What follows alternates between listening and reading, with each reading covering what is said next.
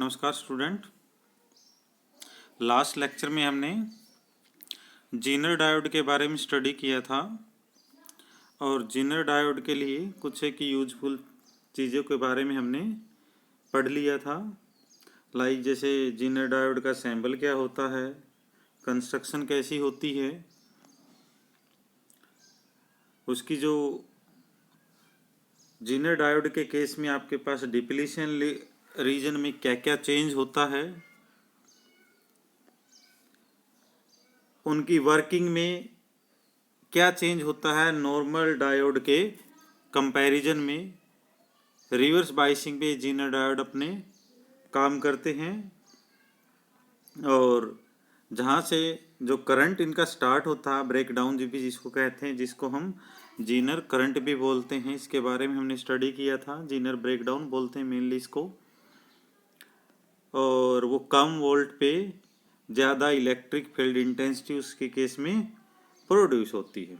Now आज जो हम इसी लेक्चर को कंटिन्यू करते हुए स्टडी करेंगे avalanche breakdown in zener diode. Basically जो एवालांचे ब्रेकडाउन होता है ये जीनर डायोड में बिलो 6 वोल्ट होता है। The breakdown voltage can be obtained at a large value by reducing concentration of impurity atom. ये उसी कंडीशन पे द ब्रेकडाउन वोल्टेज जो है तभी हम ले सकते हैं जब इम्प्योरिटी एटम की जो कंसंट्रेशन जो है हम क्या कर दें, रिड्यूस कर दें।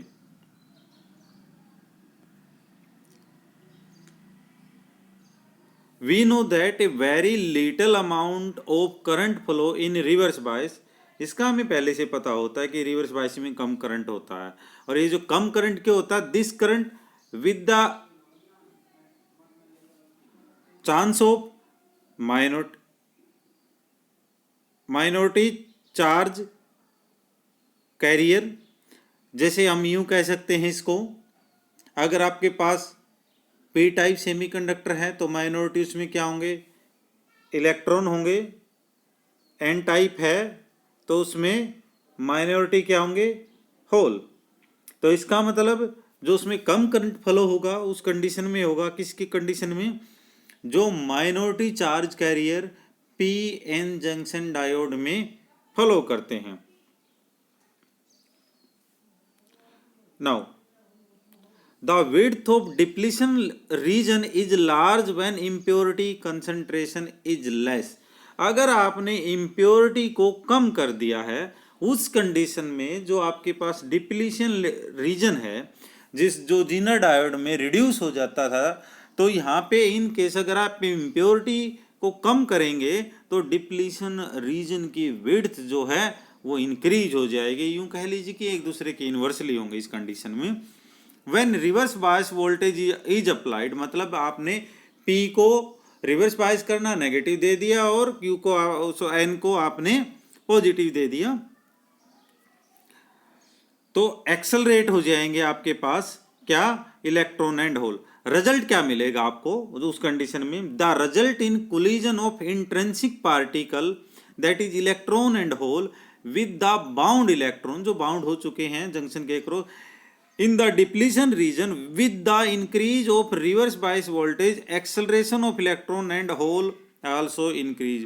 अब सीधा सा मतलब इसका क्या समझना आपने, अगर आपने वोल्टेज प्रोवाइड कर दी रिवर्स बायस में, उसको बढ़ा दिया फिर, तो उस कंडीशन में इलेक्ट्रॉन और होल की जो मूवमेंट है अक्रॉस डिप्लीशन रीजन वो क्या हो जाएगी, बढ़ जाएगी। Now the intrinsic particle collide with bound electron, वो बाउंड इलेक्ट्रॉन से कोलाइड करेंगे with enough energy to break its covalent bond, और कोवैलेंट बॉन्डिंग की उनको ब्रेक कर देंगे और नया इलेक्ट्रॉन होल पेयर क्या करेंगे, वो क्रिएट कर देंगे इस फॉर्मेशन से। पहले वो ब्रेक किए, ये आपके पास एन रीजन है, सॉरी ये आपके पास पी रीजन है, ये आपके पास एन रीजन है। रिवर्स बायसिंग में हमने करना पी को हम किससे कर सकते हैं कनेक्ट, नेगेटिव से। रिवर्स बायसिंग में एन को हमने किससे कनेक्ट करना होता है, पॉजिटिव से। और जैसे ही उस कंडीशन में हम स्लाइटली वोल्टेज को इंक्रीज करेंगे तो उस कंडीशन में आपके पास जो कोवैलेंट बॉन्डिंग थी वो बॉन्डिंग आपके पास ब्रेक हो जाएगी, नए इलेक्ट्रॉन होल पेयर वहाँ से प्रोड्यूस होंगे। और ये जो आपके पास येलो उसमें दिखाया गया है ये डिप्लीशन रीजन, इसकी जो विड्थ है ये विड्थ आपके पास क्या हो जाएगी, बढ़ जाएगी।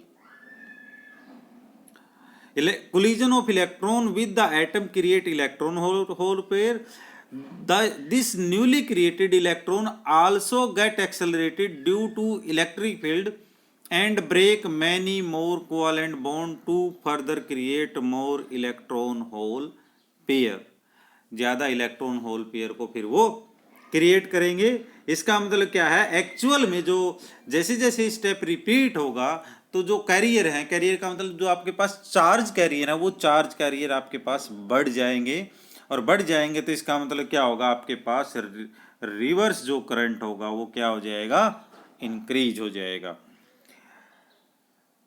The process of carrier multiplication occur very quickly, ये वेरी फास्ट होगा, ऐसा नहीं है कि ये बहुत टाइम लगाएगा, वो वेरी फास्ट होगा और वेरी लार्ज नंबर होगा। इसका मतलब क्या, there is apparently an avalanche of charge carrier, thus the breakdown is called avalanche breakdown. तो इस चीज को हम क्या बोलेंगे, इस कंसेप्ट को हम क्या बोलेंगे, that is the एवालांचे breakdown.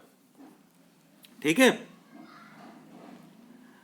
Main जो इसमें डिफरेंस है, ये डिफरेंस की बेसिकली समरी है। ये हमने जीनर ब्रेकडाउन पहले हम स्टडी कर चुके हैं, अब हमने एवालांचे ब्रेकडाउन स्टडी किया। समटाइम्स पेपर में जो आता है आपके पास, what is the difference between zener breakdown and avalanche breakdown, ऐसा कंसेप्ट, मतलब दोनों कंसेप्ट पूछ लिए जाते हैं but in the form of difference. तो उसके लिए ये यहाँ पे समरी आपको दिखाएगी, जीनर ब्रेकडाउन क्या होता है और एवालांचे ब्रेकडाउन क्या होता है।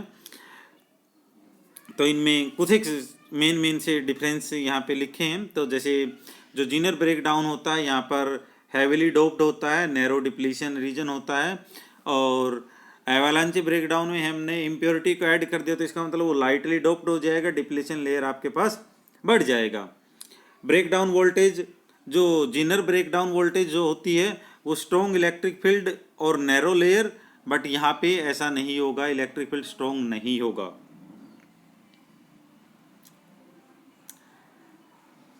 नाउ जब हम जीनर ब्रेकडाउन की बात करते हैं तो उस कंडीशन में इलेक्ट्रिक फील्ड स्ट्रॉन्ग होगा to rupture the covalent bond, therefore generating electron hole pair. But यहाँ पर क्या है, यहाँ पर ब्रेक होंगे जो इलेक्ट्रॉन होल पेयर है एंड न्यू क्रिएट होंगे। यहाँ पर मतलब कोवैलेंट बॉन्डिंग ब्रेक होगी और इलेक्ट्रॉन होल पेयर बनेंगे एवालांचे ब्रेकडाउन में, जिससे कि आपके पास मतलब चार्ज कैरियर इंक्रीज होंगे और चार्ज कैरियर इंक्रीज होने से आपके पास एवालांचे ब्रेकडाउन आएगा।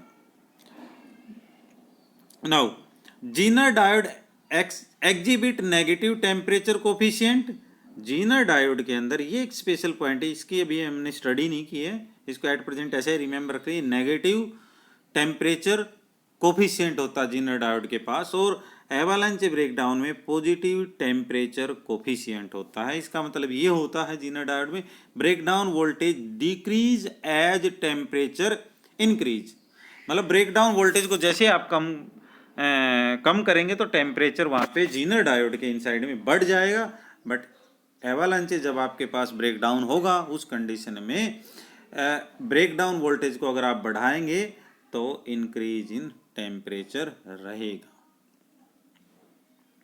ना ये दिखाया है कि जो जीनर ब्रेकडाउन होता है जनरली वो 4 वोल्ट के पास होता है और जो एवालांचे ब्रेकडाउन रहता है वो 6 वोल्ट के आपके पास रहता। होते दोनों की दोनों क्या है, रिवर्स बाइसिंग में होते हैं। ठीक है, ideal model of diode generally ideal नहीं होता कुछ भी, इनकेस अगर हम प्रैक्टिकली या सर्किट पर्पजेज में यूज करें, बट थ्योरेटिकल कंसेप्ट में अगर हम स्टडी करते हैं तो अगर इसकी आइडियल कंडीशन देखते हैं तो जो जीनर डायोड है उसके केस में आपके पास जहां पर भी ब्रेकडाउन होगा वहां पे सडन इंक्रीज ऑफ करंट होगा रिवर्स बाइसिंग में। जनरली अगर हम इसके करेक्टरिस्टिक्स की बात करते हैं तो करेक्टरिस्टिक्स के केस में आपके पास ये स्लाइटली इंक्रीज होके फिर एकदम से आपके पास क्या होता है, बढ़ता है ये करंट, ये यूं। एवालांचे में भी आपके पास यूं इंक्रीज हुआ है। बट अगर यही आइडियल कंडीशन होगी तो ये पहले 4 वोल्ट तक जीरो रहेगा, जैसे ही 4 वोल्ट आएगी तो एकदम से वहां से सडन इंक्रीज हो जाएगा। ये इसकी आइडियल कंडीशन होती है।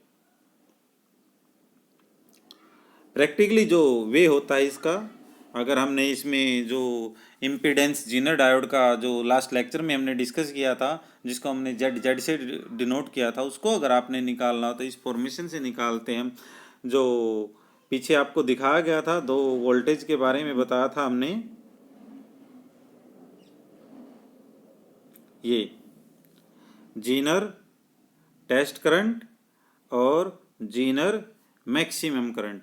वहाँ से एक स्ट्रेट लाइन जो है हमने कहाँ पर फॉल करनी है, जो आपकी करंट की वैल्यू जहाँ से ब्रेक डाउन होता है उनकी वैल्यूज को आपने वो करना है, नोट डाउन करना है। जैसे यहाँ पे ब्लैक डॉट दिखा है, ये नोट डाउन कर लिया, जीनर टेस्ट करंट, सिमिलर के मैक्सिमम करंट की कितना हो सकता है ये। नाउ उसके बाद ये आपके पास करंट का चेंज है आपके पास, ठीक है। यहाँ से एक परपेंडिकुलर वोल्टेज लाइन पे और यहाँ से एक परपेंडिकुलर वोल्टेज लाइन पे, इन दोनों के बीच का जो डिफरेंस है, ये वाला डिफरेंस है और ये वाला डिफरेंस जो करंट का डिफरेंस है, इन दोनों की जो रेशो होगी आपके पास, उस रेशो से हम निकालते हैं क्या, impedance of Zener diode. Now temperature coefficient, ये जनरली अपने सिलेबस में नहीं है, बट इसकी सिंपल सी आप वैल्यू आप पढ़ सकते हैं कि आप टेम्परेचर कोफिशिएंट को कैसे निकालते हैं। Temperature coefficient of specific the percentage change of Zener voltage for each degree centigrade change in temperature. मतलब जैसे ही टेम्परेचर को आप 1 डिग्री चेंज करेंगे, उसके कोरस्पॉन्डिंग जीनर वोल्टेज कितनी चेंज होगी, उसको हम क्या कहेंगे, टेम्परेचर कोफिशिएंट। ये एक एग्जाम्पल लिया हुआ 12 वोल्ट के लिए जीनर डायोड है with positive temperature coefficient, that is this exhibit 1.2 milli volt increase in Vz when the junction temperature increase 1 degree. 12 volt के तो कितना चेंज हो जाएगा, उसके कोरस्पॉन्डिंग 1.2 मिली वोल्ट आपके पास चेंज हुआ है। उसके फार्मूले को अगर हम स्टडी करते हैं तो ये है आपके पास इसका formula, change in voltage of Zener diode. Now initial voltage, temperature coefficient, change in temperature. Now conclusion, Zener diode always operate करेगी किस पे, रिवर्स बाइसिंग कंडीशन पे। वोल्टेज रेगुलेटर में हम इसको यूज करते हैं। Zener voltage regulator consist of current limiting register RS connected in series with input voltage VS with Zener diode connecting in parallel with the load RL in the reverse bias condition। Simple जो resistance आपने लगाना वो series में लगाना, जो load लगाना है वो आपके पास सीरीज वोल्टेज के पैरेलल में आपने लगाना है। Stabilised output voltage is always selected to the same as breakdown voltage Vz of the diode. Now उसका मतलब ये था, जो पीछे जो ये है रेजिस्टेंस, सिंपल रेजिस्टेंस जिसकी हम बात कर रहे थे, वो आपने इस फॉर्मेशन से सीरीज में लगाना है और ये आपके पास जीनर डायोड है, इसके पैरेलल में आप जो है लोड लगाते हैं।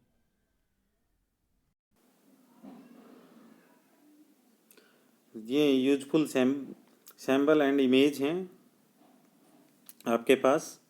ये आपके पास पीएन जंक्शन डायोड होती है, जिसमें से ये जो पार्ट होता है, ये पार्ट शो करने का मतलब कि ये हीट को जनरेट करती है। और उस केस में आपके पास ये जो है प्रैक्टिकली जो विजिबल होती है वो इस फॉर्मेशन के आपके पास विजिबल होगी। उसमें एक पार्ट प्योरली ब्लैक होगा, दूसरा पार्ट ग्रे कलर में होगा, या फिर इस फॉर्मेशन से होगा, तो आपके पास समझ जाना वो आपके पास पीएन जंक्शन डायोड है। ये आपके पास सिग्नल डायोड होती है, जिसके पार्ट में आपको इस फॉर्मेशन के विजिबल हो गए। यहाँ पे कोई भी जो है ब्लैक पार्ट नहीं विजिबल होता अगर आप प्रैक्टिकली पर्पज देखेंगे। और ये हीट एनर्जी का जो सैम्बल उसमें पिछली डायोड में हमने दिखा था वो यहाँ पे शो नहीं करना है।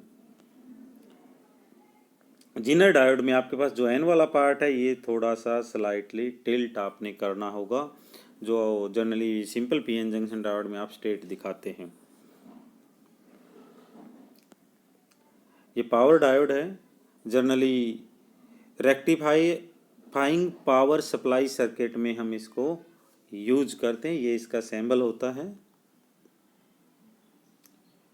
टनल डायोड में आपने जो एन वाला पार्ट है वो आपने पी वाले पार्ट की साइड स्लाइटली मोड़ देना है, तो आपके पास टनल डायोड का सैम्बल बन जाएगा। प्रैक्टिकली विजिबल करते तो हमारे पास जो टनल डायोड होती है इस फॉर्मेशन की होती है।